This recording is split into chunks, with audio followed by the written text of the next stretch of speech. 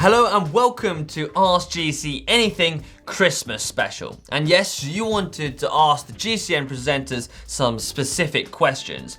So, well, here we are with the answers. We are, but before that, we will of course have our normal Zwift question, which entitles you to a free 3-month subscription to the online cycling world.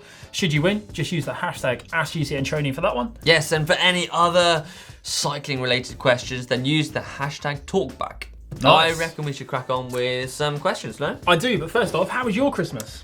Mate, it was really good. I had a lot of mince pies, which for our American viewers are pies with mince in. Not mincemeat, not like a burger. No, they're sweet with sugar on top. They're really nice, and some wine, and yeah, and I ate too much.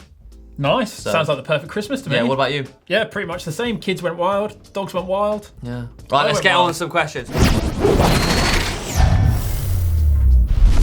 And the winner of this week's Zwift question is... Andy Singh 58. Yes, well done to you. 3 months free subscription coming right your way. Yeah, Andy's question was, hey Ollie and James, while doing Zwift workouts I use erg mode. However, I have trouble matching the target cadence and power going from high power intervals to low power intervals. With my FTP at around 125 watts, I end up waiting several seconds for the flywheel to slow down a bit while I match target cadence and power. What is the solution to match my target cadence and power here? Well, I train a lot on erg mode. I love it on Zwift, and to be honest, it's the majority of my training right now. Well, the weather is... Yeah. Yeah. The weather's terrible in the UK right now. But I find that even with the current top-end trainers, there still can be a bit of a lag in going from like a high power interval to a lower power interval, especially when your intervals are quite short. So if you set intervals that are a minute or less, it can struggle to sort of get the most out of that 1 minute. Because every second counts really in those really short efforts. Yeah, so there's a couple of options I've got for you. One of them is just use erg mode on longer intervals in that different kind of sessions. Or if you're gonna do the smaller intervals, then when you're building the workout in Zwift, a good little thing to do is to put for your hard effort, just select that as a free ride interval, and then you're free to sort of do whatever you want and really get going as soon as the interval starts. And what that means is that the sort of resistance and the erg is temporarily disabled when free ride is selected. So that's a way you can do it as well. Yeah, I think I would do the same. I would really use erg mode for those longer efforts, so more the 20-minute efforts and the races and that kind of thing. And then, to be honest, for those shorter efforts, to not get that lag coming in, I would just put it on free ride and just kind of like, or put it on not erg mode at all. Yeah. And I find that works for me. Yeah. So yeah, let us know what you think in the comments below. Give it a try. Yeah. Well, my question comes in from Nirvan Suntharen, who has asked what they should upgrade on their giant SCR with the standard alloy wheels and a Shimano Sora 9-speed group set. The suggestions was either upgrading the wheels to Zip 454 NSWs, oh yeah, or upgrade the group set to 105 or Ultegra. Now, given the wheels you suggested are just about the nicest and therefore also perhaps most premium wheel set you can get, what I would do is maybe rephrase the question, if that's okay, and instead of looking at it as an either or, maybe look at it as a both and, but instead of getting the 454 NSWs, maybe look at Zip's 303 or 404 Firecrests, and then with the money that you save, you could then use that to invest in a Shimano Ultegra drivetrain as well. So you get an amazing set of wheels, and you get an amazing new group set as well. So there we go. Hopefully that answers your question. Lasse Mikkelsen is in with Chris. I'm going to do some proper bike racing next season. I have a pretty good FTP of 305 watts for 66 kilos, but I'm rubbish at sprinting, which is really important because where I live is pretty flat. How can I improve my sprint whilst maintaining my FTP so that I can win some bike races? Well, Lasse, you know what? That is an absolutely brilliant question, and almost every bike rider will be faced with quite a similar situation because everyone wants to win races. So I would say the most important thing to you is not neglect your FTP at all, because that is ultimately what is going to get you to the finish of a bike race, having that really high aerobic capacity. But in your training, include 1 to 2 sessions each week with some sprints. So something like 6 sprints, pretty much the most important thing to remember. 8 minutes in between the sprints, and then use sprints that are somewhere between 7 and 20 seconds in length. And you also then want to focus on high cadence sprints. So in the little ring, in like a 39:14, and then big ring sprints as well. So 53:14, for example, and higher, 53:12 even. And then you want to wind those big ring sprints up from a slow speed. So that's really focusing on the force, and the small ones are really focusing on your high peak end speed. And there's one final thing to remember, which is your aero position on the bike, and then also your positioning in the race. Because if you're not in the right place to win a sprint, you're never going to win a sprint anyway. So when you're coming into those final few hundred meters, the final kilometers, you really want to be at the front of a bike race, and that is what's going to win you. So good luck with that. Right, we've actually got a question for both of us. So. We do indeed. Yeah. Sabandi Matang, I think both of you should suggest another GCN presenter challenge. Yeah, good idea. I like challenges. Read on though. This time it's going to be a sprint challenge. Simple. Both of you have to recruit a couple of presenters to do a lead-out train, and in the final 200 meters, it will decide who is the best sprinter, Chris or James. I mean, I'm 100% up for this challenge, but let's be honest, I am, well, not known for my sprinting prowess as you are. I'm more known for crashing. And riding on the front and getting me to the sprint. but I'm 100% keen on giving it a go. Who would you choose?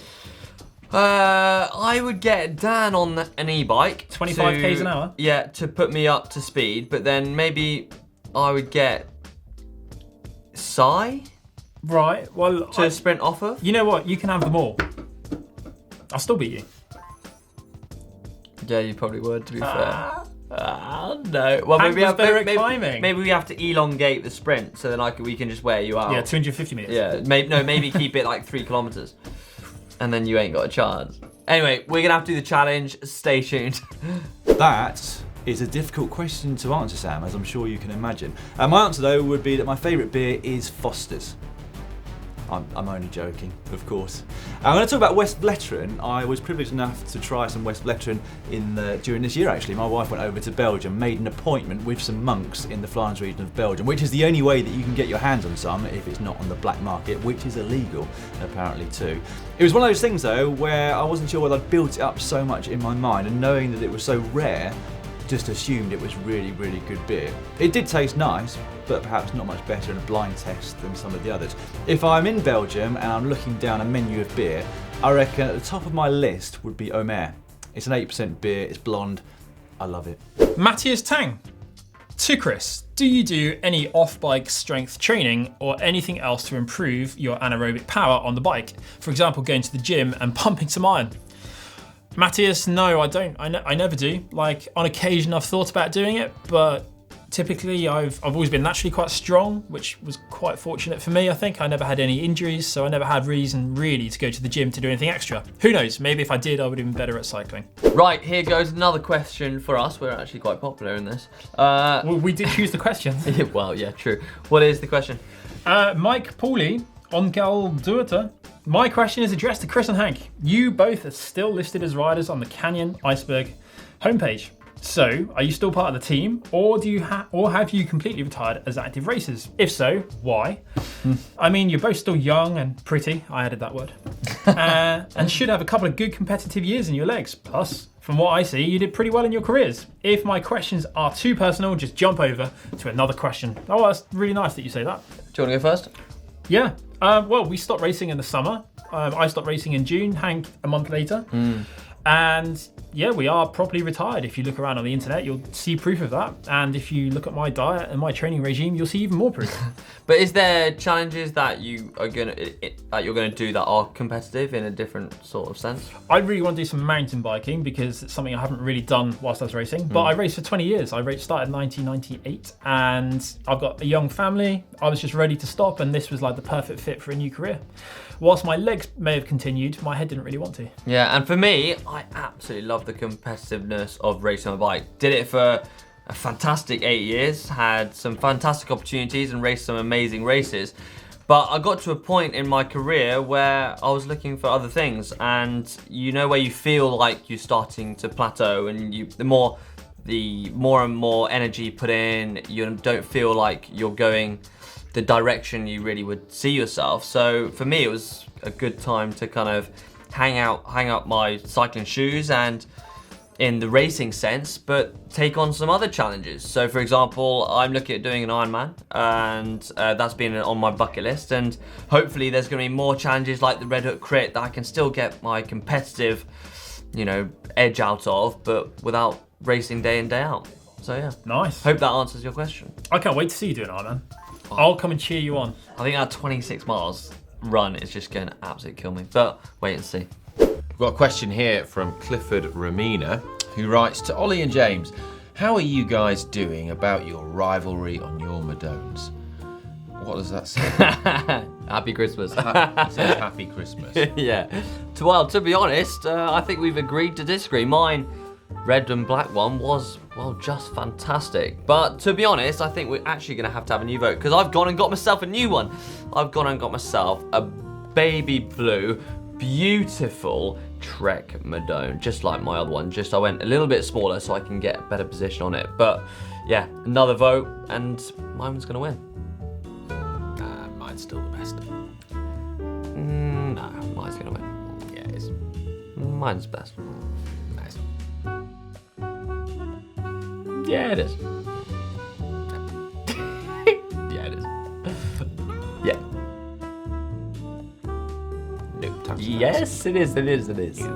Oh, yes. Right, the next question comes in for me, which is from the Unknown Origin bot. Question for James. I've been only riding for about a year, and I'm finally investing in a power meter. Like you, I'd much rather be outdoors riding than stuck inside, even when it's dark and cold. I don't have a trainer and I don't plan on purchasing one. I've never had a structured training plan, but it seems all the apps out there all involve a training plan which involve a trainer. So what tips do you have for structuring a plan on the open road? My goal is to not be the bottom of the Grand Fondos next year. So, well, I would first look at how you structure your week. So maybe a couple of days riding with groups, like a day off, maybe 2 days off if you feel like, and then the rest of the days, look at setting out a right program that you can use your power meter. For example, if you want to do a sweet spot session, then put in a couple of 20-minute efforts at sweet spot. If you want to do some FTP sessions, then you can use that on the days that you're not riding with people. So hopefully then you can kind of structure your week in a way that you can ride with people, you can have a day off where you can go and be with your family, etc. And the days that you're on your own, you can work with the power meter to really hit the specifics. That's a very broad way of talking about it, but hopefully that makes a lot of sense, and you can string those days together and get some really good training out of it. And hopefully you'll enjoy it too. See how you get on with that and let us know how you get on in the comment section below. Unfortunately, Chris, we've come to the end of our Ask GC Anything special. And well, we've enjoyed it. Yeah. And we've enjoyed getting all the presenters in to answer your questions. And It's I been hope a bit you have too. different. Yeah, Yeah. it's been nice though, isn't it? I like Dan's beer mostly. Oh yeah, me too. And if you want to get involved in next week's show, which is actually the New Year show, 2019. New year, new show, new you. Time flies, isn't it? Yeah. Yeah, then use the hashtag AskGCNTraining to, as always, be in with a chance of winning a 3 months free subscription from Zwift. And for everything else, always use the hashtag talkback. Right, before you go though, I would recommend checking out the shop down there and spending some of your Christmas money. Or why don't you check out this video on retro versus modern on those look bikes that Si and Ollie did, which is actually a fascinating bit of piece, isn't it? Yeah, that's pretty cool. Yeah. So I reckon we should get off to our New Year's party. Yeah, Let's do it. another party.